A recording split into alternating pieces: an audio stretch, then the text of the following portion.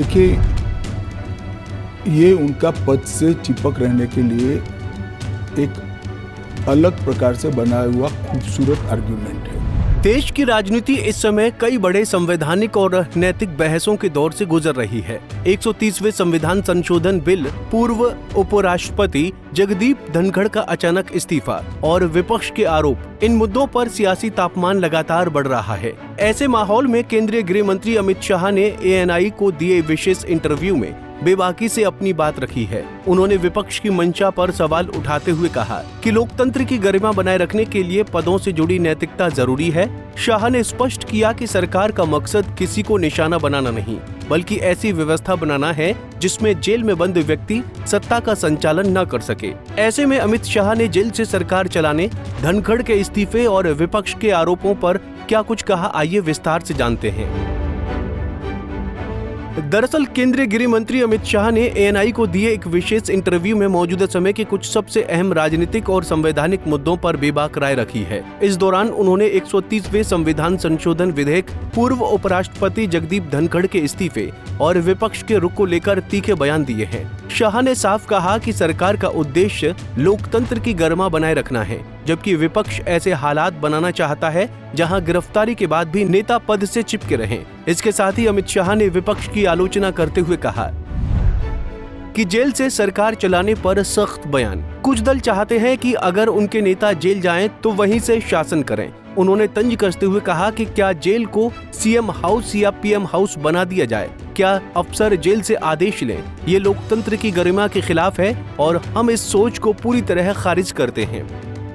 वहीं शाह ने यह भी स्पष्ट किया कि 130वें संविधान संशोधन बिल के तहत अगर प्रधानमंत्री, मुख्यमंत्री या मंत्री किसी गंभीर अपराध में दोषी पाए जाते हैं और 5 साल से अधिक सजा वाले मामले में 30 दिन से ज्यादा जेल में रहते हैं तो उन्हें पद छोड़ना होगा। उन्होंने बताया कि प्रधानमंत्री नरेंद्र मोदी ने खुद इस प्रावधान को अपने पद पर भी लागू करने पर जोर दिया है कि ये उनका पद से चिपक रहने के लिए एक अलग प्रकार से बनाया हुआ खूबसूरत आर्गुमेंट है। मैं मानता हूं हमारी कोर्ट्स संवेदनशील है और जब किसी का पद जाता है तो निश्चित रूप से कोर्ट समय मर्यादा में उनकी जमानत के फैसले करेंगे, जो भी होगा उसका। मैं विपक्ष के लिए नहीं लिखा, पक्ष विपक्ष जो भी होगा, इसकी जमानत के फैसले तुरंत ही करने की पद्धति भी डेवलप होगी, ऐसा मेरा स्पष्ट मानना है। हालांकि विपक्ष का आरोप है कि ये बिल असंवैधानिक है और इसका इस्तेमाल गैर BJP शासित राज्यों को अस्थिर करने के लिए किया जा सकता है।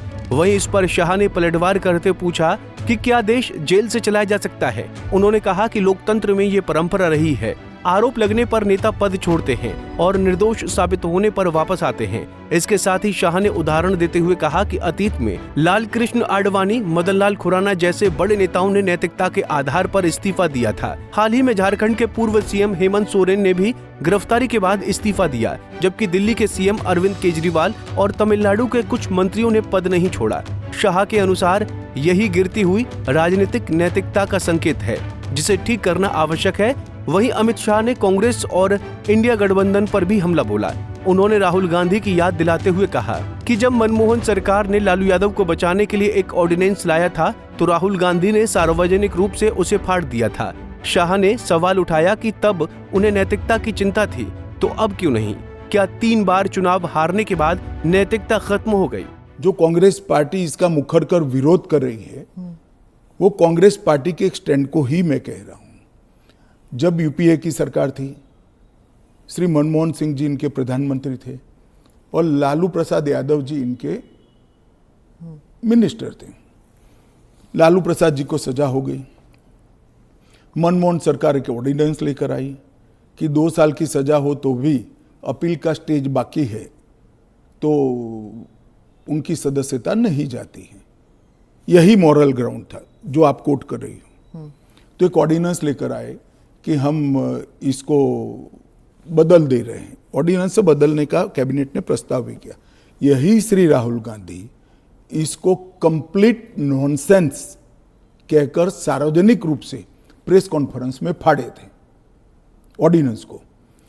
और देश की कैबिनेट ने और देश के प्रधानमंत्री ने जो फैसला लिया था उनकी पार्टी के ही प्रधानमंत्री ने जो फैसला लिया था उसका मॉरल ग्राउंड पर उन्होंने मखौल उड़ाया था। और मनमोहन सिंह एक सॉरी फिगर बनकर रह गए थे पूरी विश्व के सामने। आज वही राहुल गांधी बिहार में सरकार बनाने के लिए सजा हो गई वो लालू प्रसाद जी को गले मिल रहे हैं। ये ड्यूअल स्टैंडर्ड नहीं है क्या? ये शोभा देता है क्या? वहीं पूर्व उपराष्ट्रपति जगदीप धनखड़ के अचानक इस्तीफे पर भी शाह ने विपक्ष की अटकलों को खारिज किया।